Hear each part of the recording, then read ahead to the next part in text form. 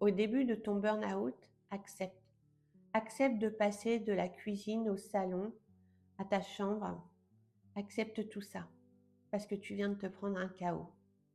Accepte aussi de ne pas avoir envie de sortir, de ne pas avoir d'élan.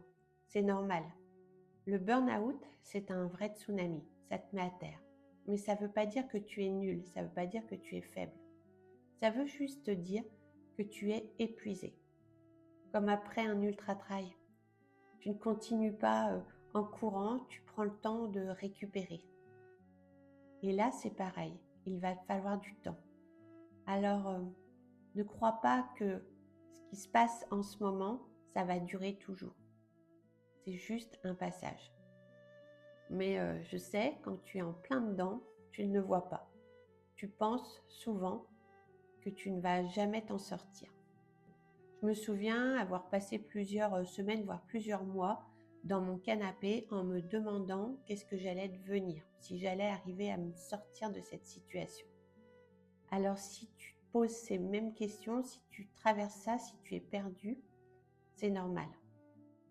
Ce qui m'a aidé, moi, c'est d'aller voir plusieurs thérapeutes, mais on peut aller voir un psy, de faire le chemin que j'avais à faire, de tester plusieurs choses.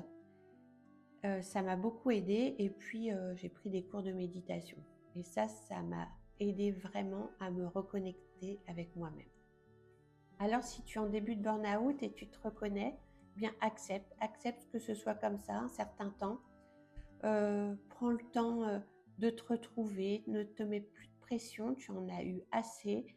Arrête de forcer, mets-toi à l'abri du regard des autres. Tu vas apprendre aussi à te moquer du regard des autres parce que très souvent, quand on fait un burn-out, le regard des autres a beaucoup d'importance.